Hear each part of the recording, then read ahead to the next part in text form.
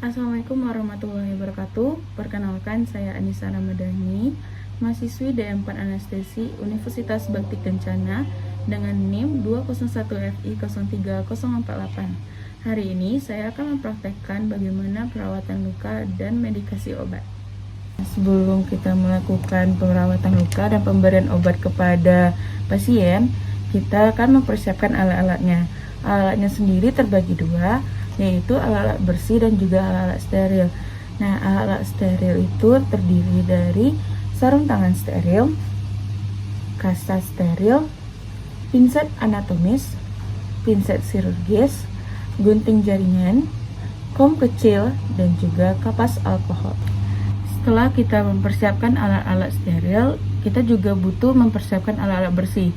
Alat bersih yang kita gunakan adalah sarung tangan bersih, lalu ada sabun antiseptik, lalu bahan dressing, normal salin, plester, bengkok, perla, gunting plester, dan yang terakhir adalah korentang. Setelah kita mempersiapkan alat bersih dan alat steril tadi, lalu kita pergi menuju ruangan pasien. Nah, di sana jangan lupa untuk mencuci tangan dengan hand sanitizer ataupun dengan air mengalir. Di sini saya menggunakan hand sanitizer dan kita mencuci tangan dengan 6 langkah.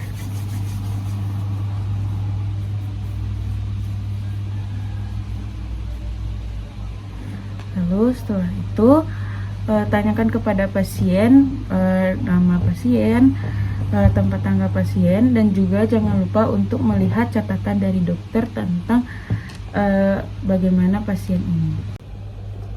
Di sini saya menggunakan boneka sebagai contoh pasien. Hal pertama yang akan kita lakukan adalah memperkenalkan diri kepada pasien sebagai perawat yang akan bertugas hari ini. Assalamualaikum Bapak, perkenalkan saya Anissa Ramadhani. Saya perawat anestesi yang hari ini bertugas untuk merawat luka Bapak. Nah, untuk itu pertama kali saya akan memvalidasi identitas Bapak. Coba Bapak sebutkan nama Bapak siapa? Baik, Bapak Abdurrahman. Umur Bapak berapa? 50 tahun. Lalu alamat Bapak di Komplek Mahkota Mas. Baik Bapak, terima kasih. Lalu saya akan memeriksa identitas Bapak di pergelangan ya. Baik, betul nama Bapak Abdurrahman dengan umur 50 tahun dan juga alamatnya di Komplek Mahkota Mas.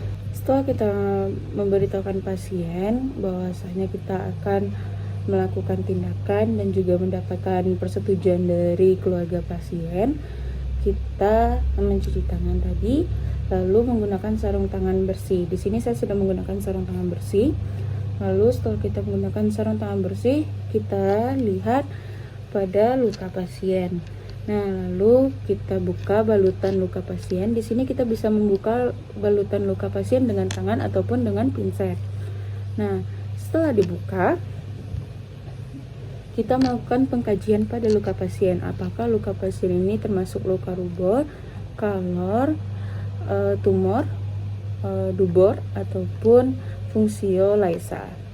Nah, setelah kita lihat, lalu kita lakukan cleansing dengan membersihkan kulit area luka dengan sabun antiseptik. Lalu setelah itu kita lakukan irigasi di sekitar area luka dengan norma salin. Setelah tindakan cleansing tadi, kita mengganti sarung tangan bersih yang kita gunakan tadi dengan sarung tangan steril. Di sini saya sudah menggantinya dengan sarung tangan steril. Setelah kita menggunakan sarung tangan steril ini, kita akan melakukan pembersihan luka pada luka pasien tadi. Di sini kita lihat apakah ada nekrotik pada luka pasien. Jika ada, kita akan membersihkannya.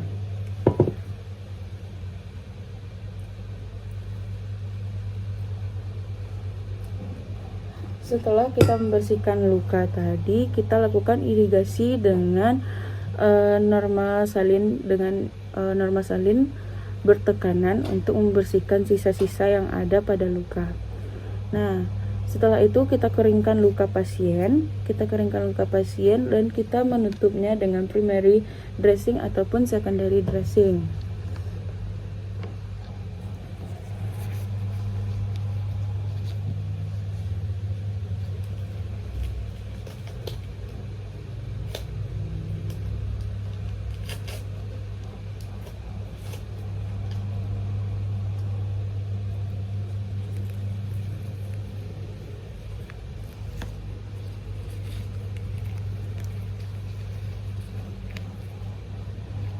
Nah, setelah itu kita kembalikan posisi pasien ke dalam posisi nyaman pasien.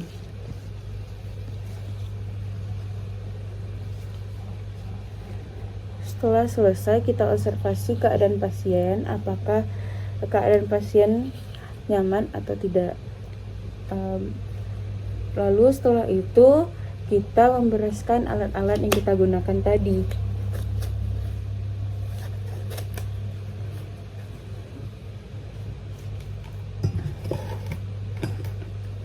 Setelah semua alat-alat beres dan kita juga membersihkan tangan dengan hand sanitizer, lalu lakukan hand sanitizer dengan 6 langkah tadi.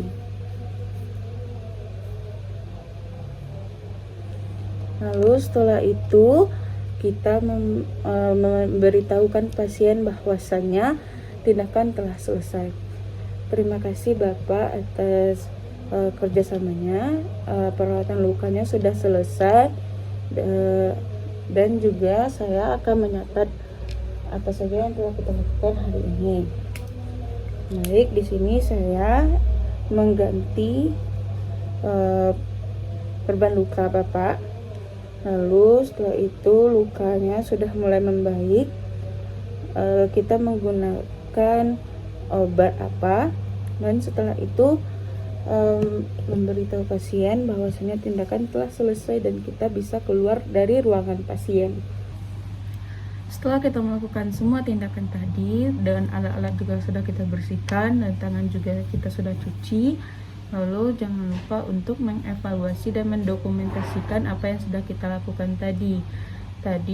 Saya sudah mendokumentasikan apa saja yang sudah saya lakukan pada pasien. Nah, yang paling penting di sini adalah mengevaluasi hasil kegiatan dan juga mendokumentasikan kegiatan yang sudah kita lakukan kepada pasien, agar nanti ketika melakukan tindakan selanjutnya, perawat yang akan melakukan tindakan tidak lagi ragu dan tidak lagi bingung apa tindakan yang harus dilakukan. Nah, evaluasi yang kita lakukan pada pasien di sini adalah mengevaluasi bagaimana kedalaman luka pasien, lalu apakah bentuk luka pasien.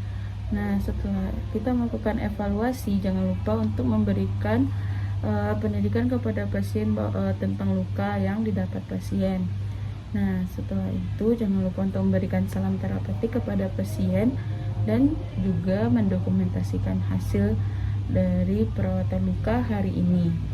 Nah, di sini untuk medikasi obatnya sendiri tergantung dengan luka yang didapat oleh pasien. Seperti luka yang saya lakukan hari ini, berarti pasien bisa mendapatkan obat secara topikal. Pemberian obat secara topikal sendiri adalah pemberian obat langsung kepada kulit pasien. Nah, di sini bisa kita menggunakan salep ataupun krim ataupun lotion. Nah, untuk pemberian obat sendiri itu adalah tergantung kepada luka pasien yang didapat. Sekian hasil video praktek saya. Mohon maaf jika masih ada kesalahan, karena saya pun masih butuh bimbingan. Dan saya akhiri. Assalamualaikum warahmatullahi wabarakatuh.